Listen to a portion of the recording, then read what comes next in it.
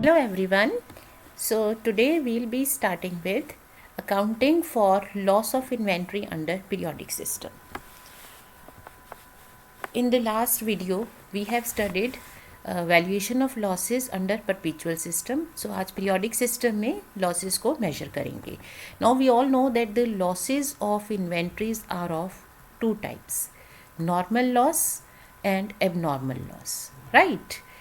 We also know that normal loss is valued and accounted for. So you value this, measure this loss, and you account for the same. Whereas normal losses are absorbed in the stocks.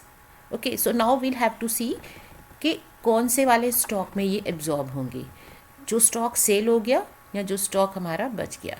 Since we know that periodic system हमें क्या कहता है कि at the end of the period आप closing stock को measure कर लेते हो.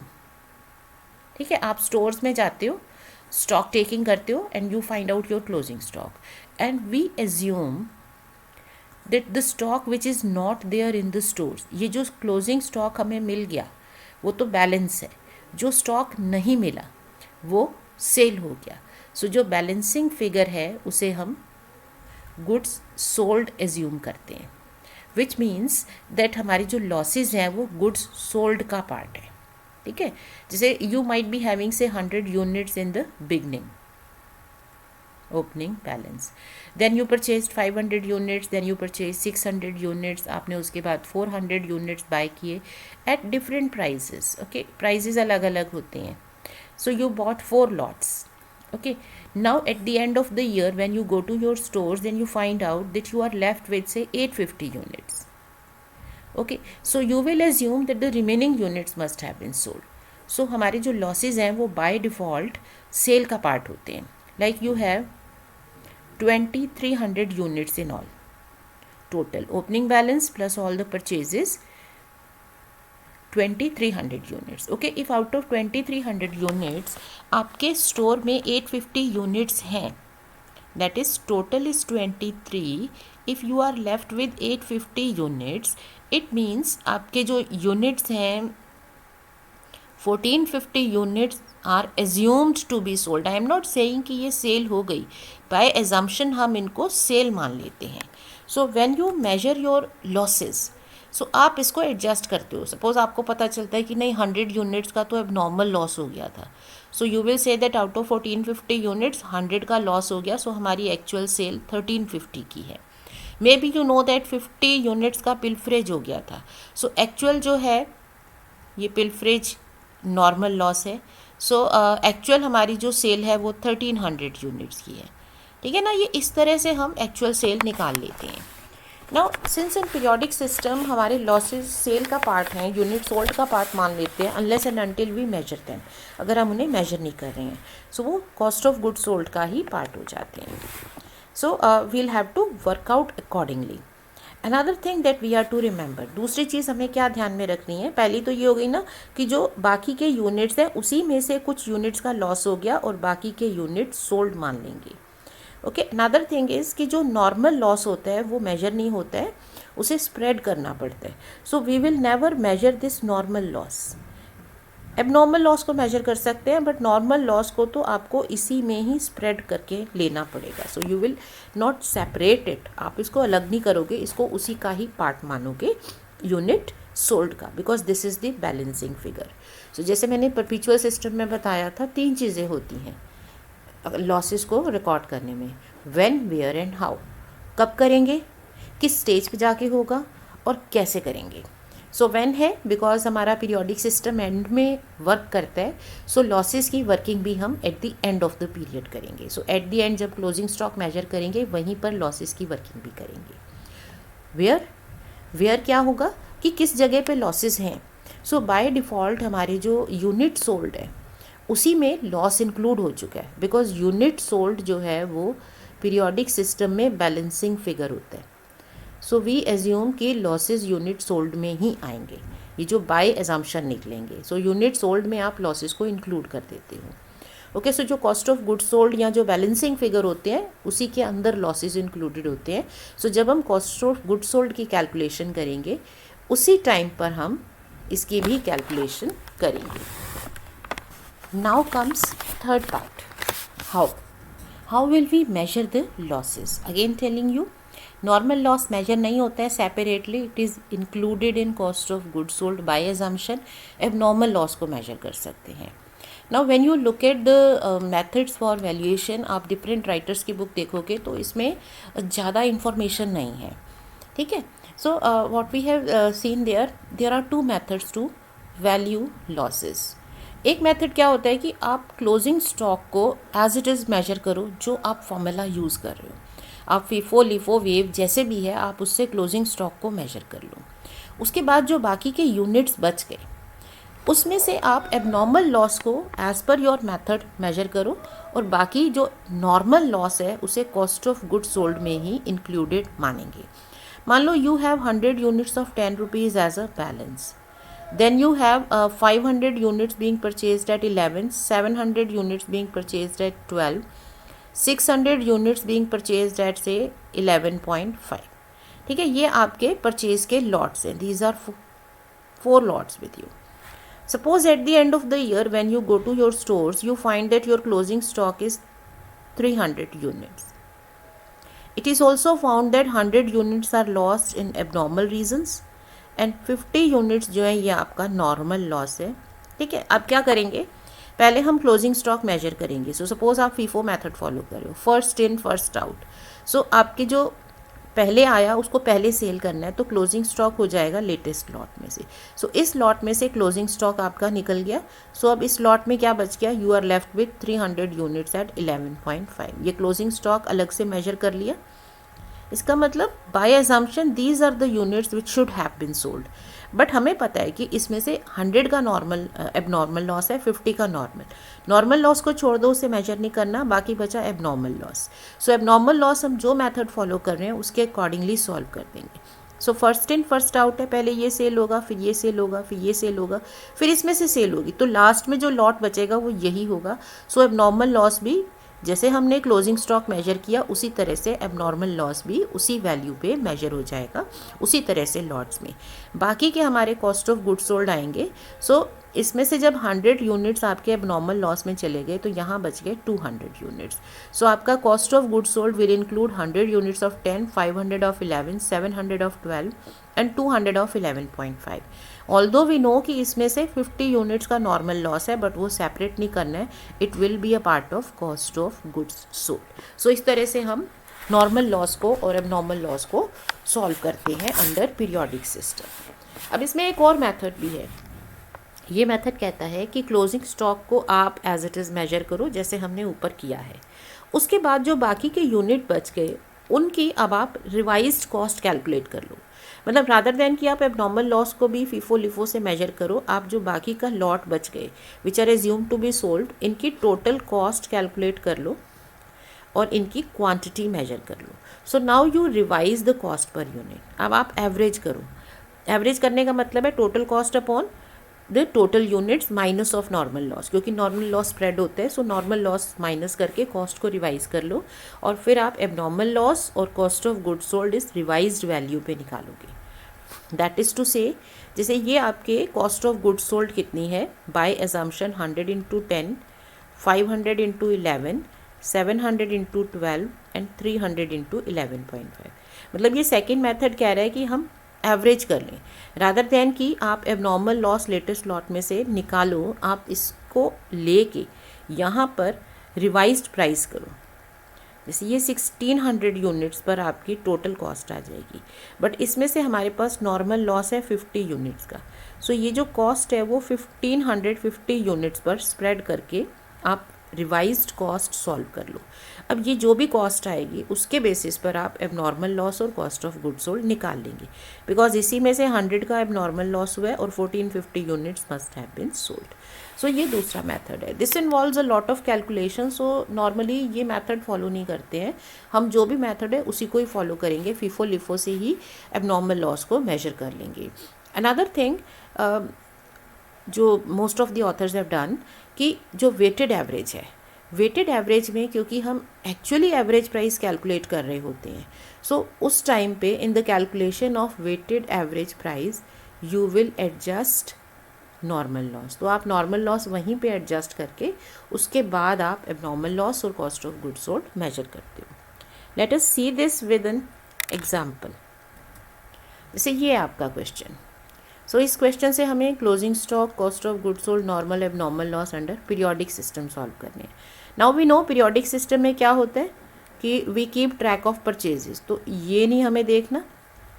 ओके, ये नॉर्मल लॉस अलग कर लो, इशू सो इशू हमें नहीं रिकॉर्ड करना होता। सो जो आपका loss by theft and issue, okay, so normal जो पीरियोडिक का क्वेश्चन होगा उसमें क्या आएगा, this is your balance and then your purchase lots are 1000 units at 32, 2000 units at 42, ये आपने परचेज किए हैं, एंड 300 यूनिट्स एट 50, ये आपके लॉट्स आ गए। सो आप अपने क्वेश्चन को अकॉर्डिंग टू पीरियोडिक सिस्टम लिख लेंगे। Now we know that the issues are, total issue कितना हुआ है, 600 units, 900 units, 1100 units and 120 units. तो कितने हो गए आपके पास, 2720 यूनिट्स इशू हुए हैं।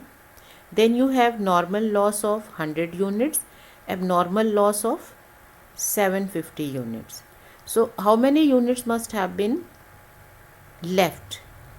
क्लोजिंग स्टॉक कितना बचा, अगर आपने ये इशू किया, ये लॉसेस है, तो देखो टोटल आपके पास है 3800। So if out of 3800 2720 issue हो गए, 100 का लॉस हो गया और एबनॉर्मल लॉस हो गया 750 का, तो कितने यूनिट्स आएंगे, आप इसे माइनस कर सकते हो। तो यहाँ तक आपके पास टोटल है 3570, that means 230 units is your closing stock. तो अब आपका क्लोजिंग स्टॉक 230 यूनिट्स है। सो इसके बेसिस पे हम अपना क्वेश्चन लिख लेते हैं। सो ये हमारा क्वेश्चन हो गया, क्लोजिंग स्टॉक हो गया 230 units. Now if we are following FIFO approach, so losses को मेजर करने के लिए क्या है, नंबर 1 हमें क्लोजिंग स्टॉक कैलकुलेट कर लेना है एज इट इज़, जो हम फीफो मेथड में करेंगे। सो closing stock in value will be as per FIFO method, जो स्टॉक्स होते हैं वो करंट प्राइजेस पे आते हैं। सो आपका करंट लॉट है ये वाला। सो आपका क्लोजिंग स्टॉक हो जाएगा 230 units at the rate of 50, ठीक है ना। ओके, अब आपको मेजर करना है क्लोजिंग स्टॉक के बाद एबनॉर्मल लॉस। सो एबनॉर्मल लॉस कैसे होगा, उसके नेक्स्ट वाला लॉट, जैसे यू आर सेइंग कि इसमें से 230 यूनिट्स आपके सेल हो गए। So you are left with 230 units आपके बच गए। सो आपका बैलेंस यहाँ पर है 70 यूनिट्स का, ठीक है।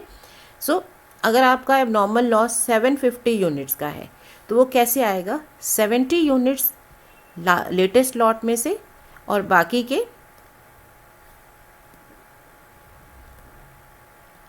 आपको 750 कंप्लीट करना है। सो 70 यूनिट्स ऑफ 50 रुपीज़ प्लस बाकी कितने आ जाएंगे, 680 यूनिट्स ऑफ 40 रुपीज़। तो इसमें से 680 यूनिट्स आपके लॉस में, ये 70 और ये 680 जो है ये लॉस मान लेंगे। ओके, एंड बाकी आपका कॉस्ट ऑफ गुड सोल्ड आ जाएगा। सो सारा आपका कॉस्ट ऑफ गुड सोल्ड क्या होगा, बाकी के यूनिट सेल हो गए।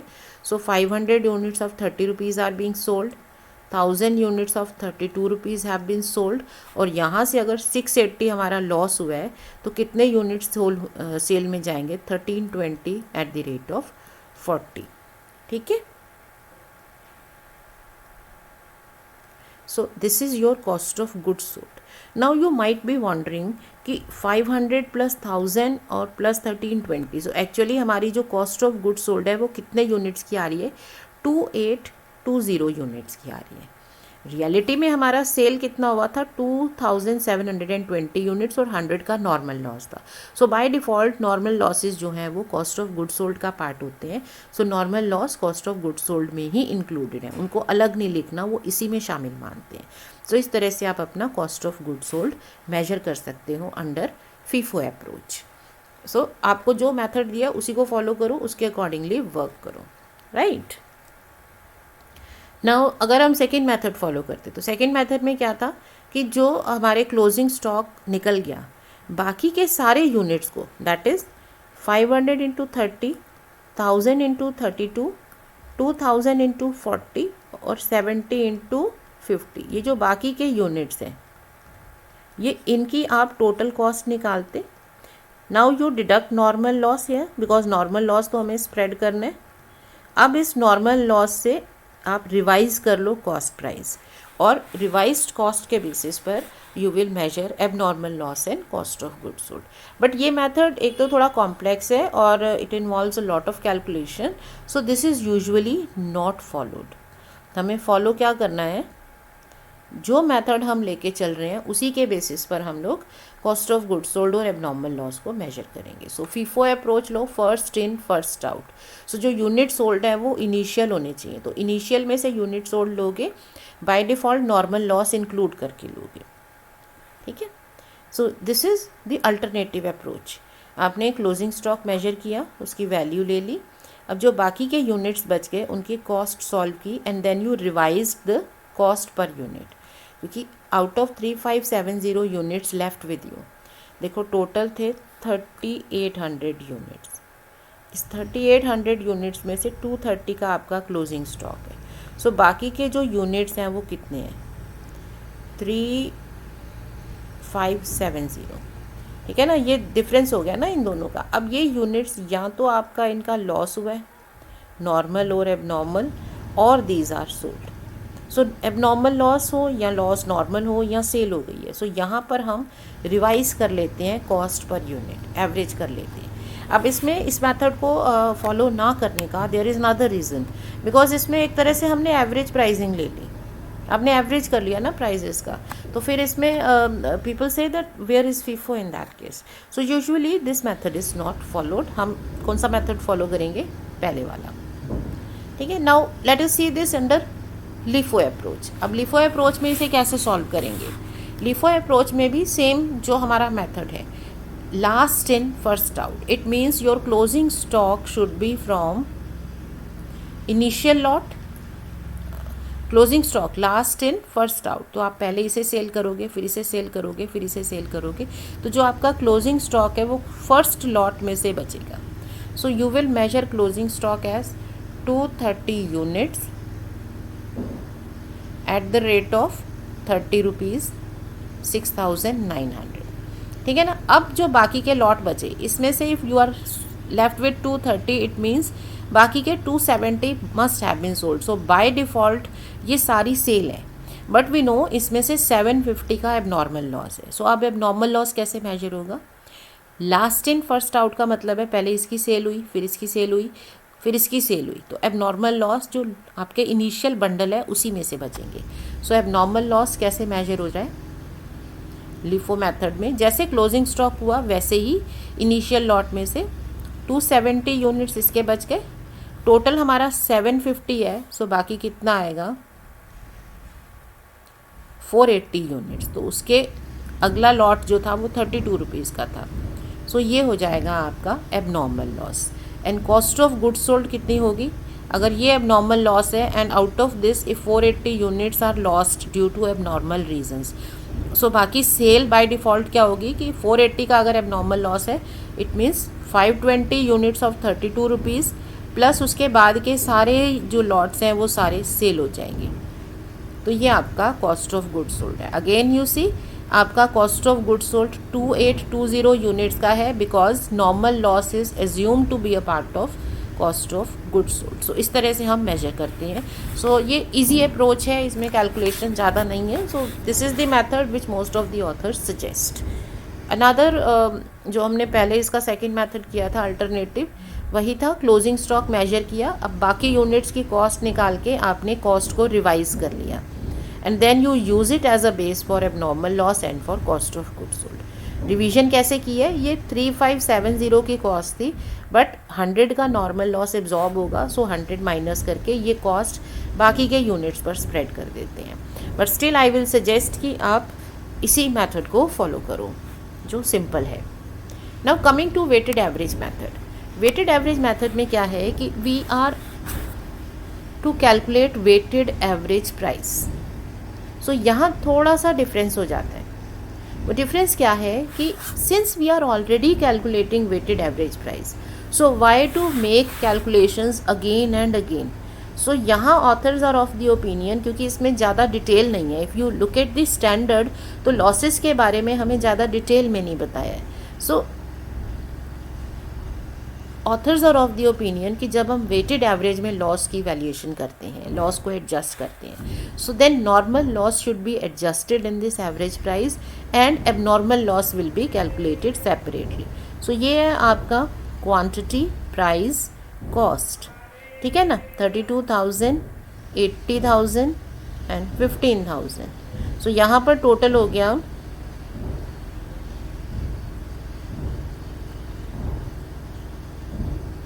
1,42,000 और यहाँ टोटल यूनिट्स हो गए 3,800. Okay, now deduct normal loss. Since normal loss spread होता है तो इसकी कॉस्टिंग नहीं होती है. सो जब हम वेटेड एवरेज प्राइस निकालेंगे, उस वेटेड एवरेज प्राइस में ही we will adjust normal loss.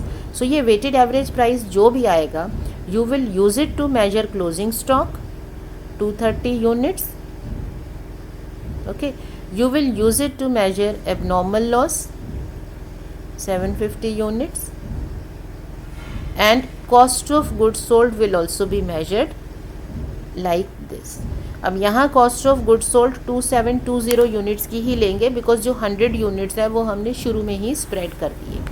ठीक है. सो वेव मेथड में सी 1,42,000 था, यहाँ आपने एडजस्टेड कॉस्ट निकाल ली considering normal loss. Normal loss को हटा दिया, यूनिट्स में से हटा दिया, कॉस्ट में कोई चेंज नहीं, क्योंकि उसकी वैल्यू ज़ीरो, उसको लेते नहीं है. So this is your adjusted cost.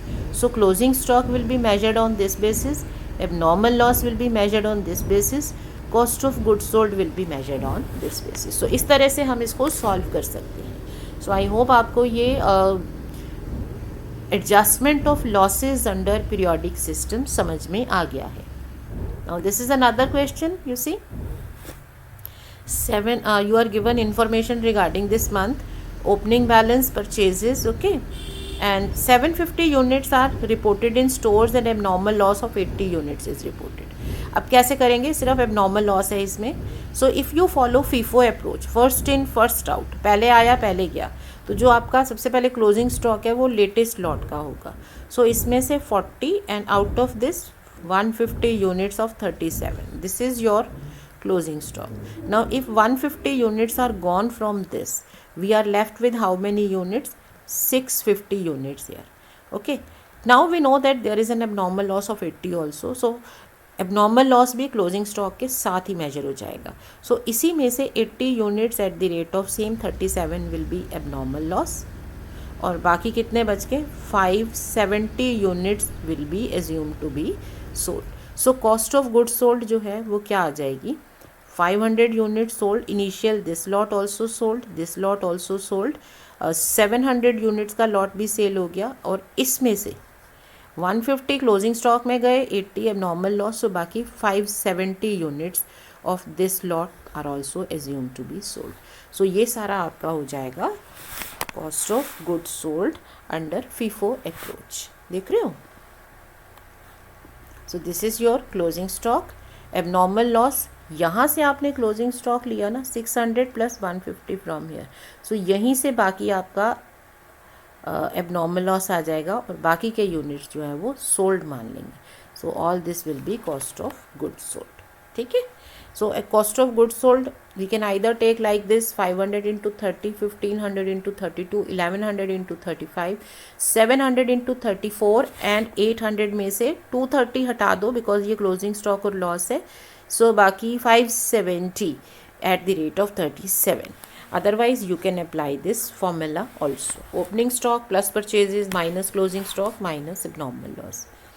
Similarly LIFO में क्या होगा, LIFO में आपका इनिशियल से स्टॉक आते हैं.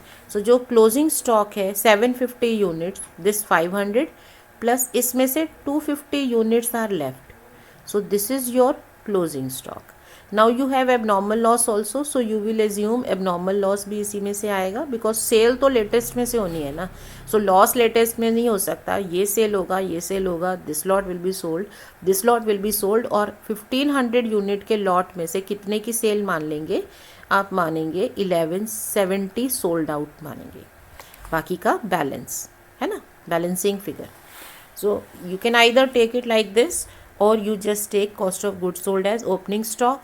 You have that purchases total up minus closing stock minus abnormal loss, minus कर देते हैं.